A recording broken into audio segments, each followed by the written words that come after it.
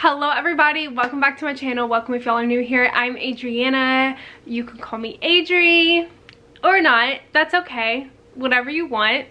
Preferably something nice. Thanks. I appreciate it. Anyways, we're going to talk about the books that I read in January, give you a quick summary, quick review, rating, the whole shebang.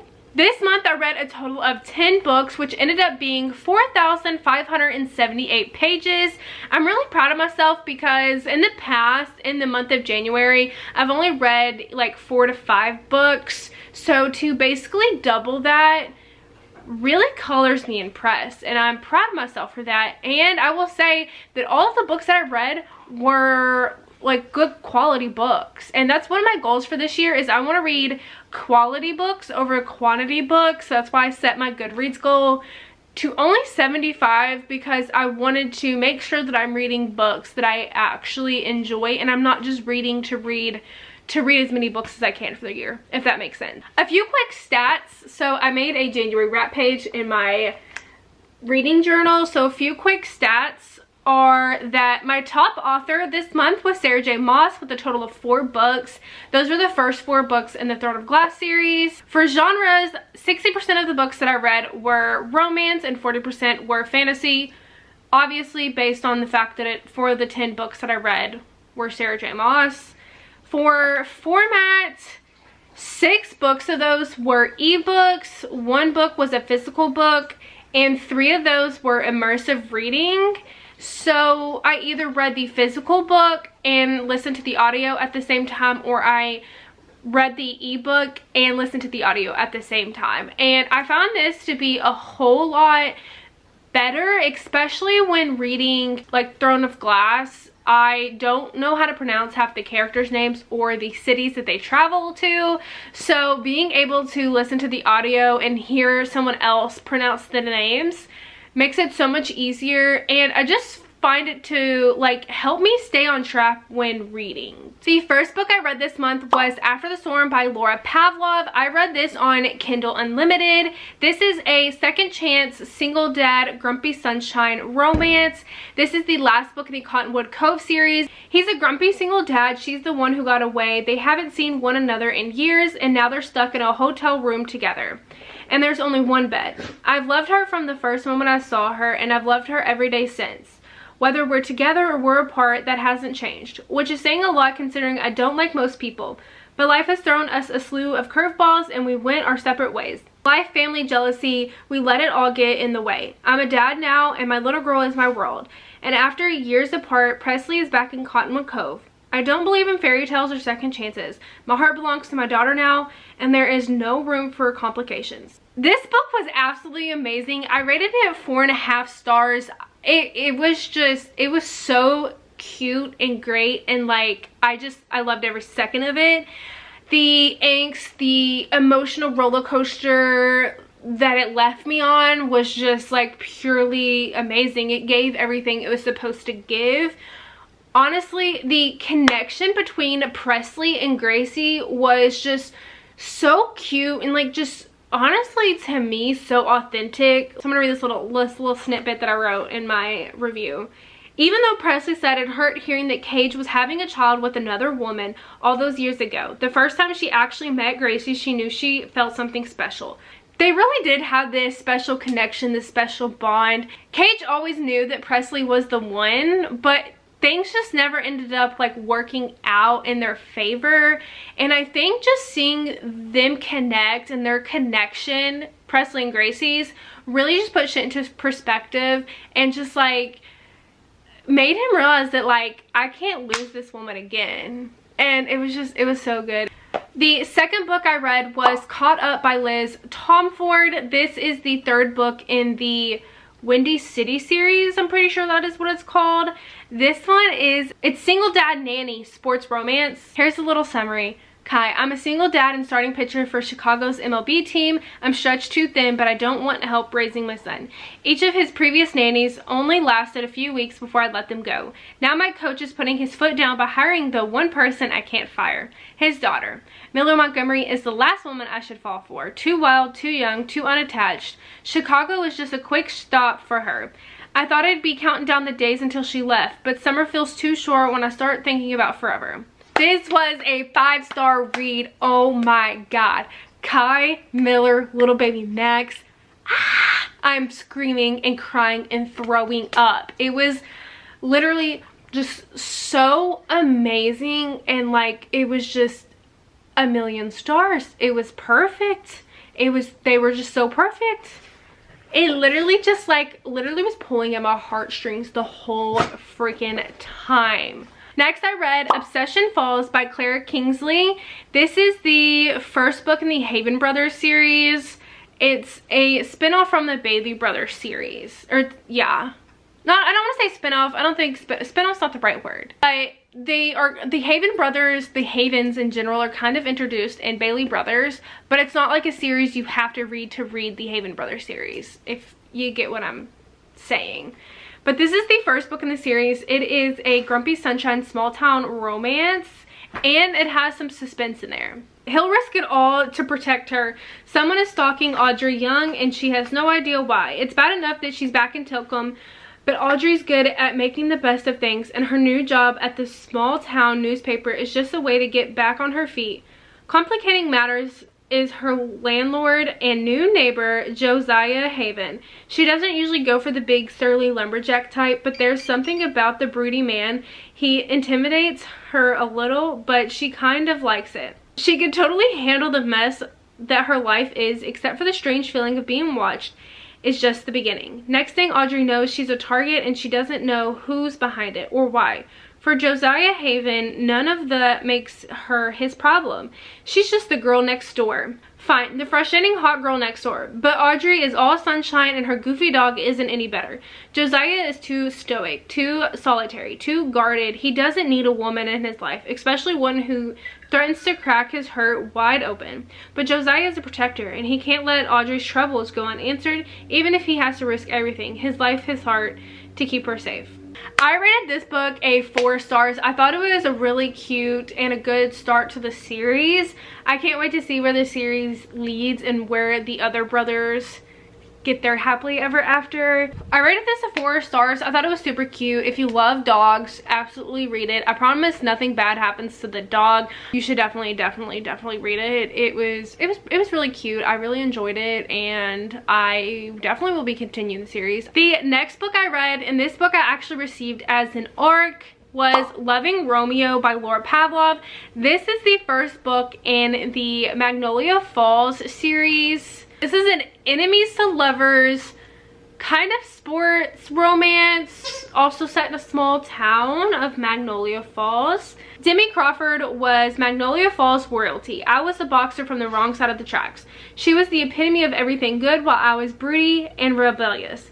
We couldn't be more different. Her family was enemy number 1, which made her guilty by association. I despised her before I even knew her. It was easier that way. But now she moved in next door to me, and she was everywhere I turned. I couldn't avoid her no matter how hard I tried. She was beautiful and honest and sweet. Everything I knew I shouldn't want, shouldn't need. They say there's a fine line between love and hate, and I don't know when I crossed over. I was so wrapped up in this girl, I couldn't see straight. She was the right hook I never saw coming. Hating her was supposed to be my endgame. Loving her, well, that was just the beginning. But the secrets that lived between us threatened to tear us apart. Lucky for her, I was born a fighter, and she was definitely worth the fight. I rated this book a 5 stars. This was absolutely amazing. It was so cute. It was perfect. It was just, it gave. It was just, I don't even know how, I don't even know how to explain how much I love this book, but I so absolutely love this. Next we read Here With Me by Brooke Montgomery. This is the first book in the Sugarland Creek series. This is a age gap forbidden ex-boyfriend's dad romance, kind of workplace romance as well, that goes into the forbiddenness. When we met at the rodeo, I only knew his first name. Sparks ignited between us, and we spent an unforgettable night together. It's not until the morning after, when I recognized his last name, do I realize who he is.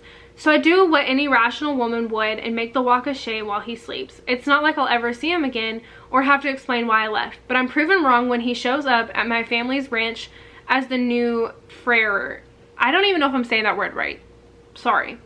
We can't be more than friends for many reasons. He's twice my age, workplace relationships are off limits, and he's moved back to rebuild a relationship with his son, the one I used to date. Getting involved would ruin everything. As we struggle between right and wrong, our connections deepen, even through his traumatic past, makes him doubt his deserves a second chance. This one was like, it was super cute. It wasn't my favorite, and I think I just don't like ex-boyfriend's dads very much. Like, there's something about that trope that I'm just like not too fond of. I will say that like she never met her ex-boyfriend's dad. Her ex-boyfriend never really talked about his dad, but there's just something about it that like I'm not the biggest fan of, and that's why I rated it a 3.75 stars. But other than that, it was pretty cute, and like I would still recommend the series. Next, I read Throne of Glass by Sarah J. Maas, the first book or second book, depending if you read the prequel first or at some other point. I rated this one a 4 stars. I think it was a really great start to the series, but it wasn't nothing too special. She's in this competition to become the king's new champion and to win her freedom. She has been enslaved for the past year in this slave town, this slave city, I guess. So she is trying to win her freedom, and the best way to do that is becoming the king's champion. There's some evil in the castle that is killing off the players, the competitors. So she has to make sure she doesn't get killed and she wins so that she can win her freedom and becomes the king's champion. Definitely gets better as the series goes on. We'll talk about that as we talk about the other books that I read from it. Then we read The Graham Effect by Elle Kennedy. This is the first book in the Campus Diary series. This follows Gigi Graham. She is the daughter of Garrett Graham and Hannah Wells from The Deal by Elle Kennedy from the Off-Campus series. This is a hockey romance, enemies with benefits to lovers. Gigi Graham has exactly 3 goals: qualify for the women's national hockey team, win Olympic gold, and step out of her famous father's shadow. So far so good, except for 2 little things. Fine, a little thing and a big grumpy thing. She needs to improve her game behind the net, and she needs help from Luke Ryder. Ryder's a 6'5" built, opinionated, rude, and sexy as hell, but he's still the enemy. Briar's new hockey co-captain has his reasons though. The men's team just merged with a rival program, leaving Ryder with an angry roster where everyone hates one another's guts. To make matters worse, the summer coaching spot he's angling for with the legendary Garrett Graham is out of his reach after he makes the worst possible first impression on his hero. So really, this compromise with Gigi is to win-win. He helps her make the national team. She puts in a good word with her dad at the potential snag. This bone-deep, body-numbing, mind-spinning chemistry they're trying to ignore. It's a dangerous game for them playing, but the risk just might be worth it. And the chemistry between the two is so cute. It was so great. I absolutely love this. This doesn't have a 3rd act breakup, or I do not consider it to have a 3rd act breakup. I rated this 4.5 stars, and I think you should definitely read it. You do not have to read the Off-Campus series or the Briar U series to read this book. The next book I read was Crown of Midnight by Sarah J. Maas. This is the 2nd book in the Throne of Glass series. I'm not going to read the backs of these books anymore because I don't want to potentially spoil anything. Let me just tell you, this book was a 4.75 read for me. There was a little more romance in there than there was of the other aspects, and that's why I rated it a 4.75 stars. Just because, like, yes, I do love romance, but for a series like this, you know, we need all the juicy deets. Then we read Heir of Fire, the 3rd book in the series. This is really where the storyline starts to pick up. So if you are wondering if you should read the series, I'm gonna say hell yes. And I know after reading the 1st book, you might be like, are you sure? I'm telling you, this is where the storyline really starts to pick up, and it gets so great. I rated this a 5 stars. I absolutely loved it. And this is really where I knew that I needed to continue the series. And then the last book I read, if you couldn't have already guessed it, was Queen of Shadows. This is the 4th book in the series. The 4th book or the 5th book, it really just depends on where you read Assassin's Blade. This one, I love this one a whole lot more than Heir of Fire, and I rated Heir of Fire a 5 stars. So this would be like a 5.5 stars. It was absolutely amazing. The story, again, really starts to pick up. Things start changing. I am absolutely in love with this series, and I will say, I will say, when I finished this book, I had to immediately go out and purchase this one to continue the series. There was no waiting for me. Like, that's how much this series has me in a chokehold, and it's like so amazing. I'm currently finishing the last 3 books in the series, so I'm doing the tandem read, and then the last book, I'm going to be reading them in the month of February, and I'm just still in love with the characters, in love with the storyline, and I can't wait to see like how it all ends. But yeah, those are all the books that I read in the month of January. Like I said, I read 10 books. That's a really good month for me, especially considering that like these babies right here, I mean, yes, they start out like normal size, but then they start to get thick. So the fact that I read like these books, all these books right here physically in the month of January, I'm so like impressed with myself, and I can't wait to see like where the rest of the months take me and how many good books that I can read this year. But if you like this video, definitely give it a big thumbs up, and please let me know if you want to see more of my reading wrap-ups. I promise I'll try and get better at explaining the books and explaining my feelings and emotions for them. I am definitely one of those people that after I read the book, it instantly like I basically forget about it. Like, not really, but at the same time it's like, what was this book about? So reading the summary really helps me like reignite my feelings for the book and makes me remember everything that I need to know. So I promise I will definitely get better at these reading wrap-ups. Let me know if you like want me to continue these, or let me know if you don't want me to continue these, because I don't have to if you all don't like them. But just, yeah, let me know in the comments, and subscribe to my channel if you aren't already, and I'll see you on my next video. Bye guys.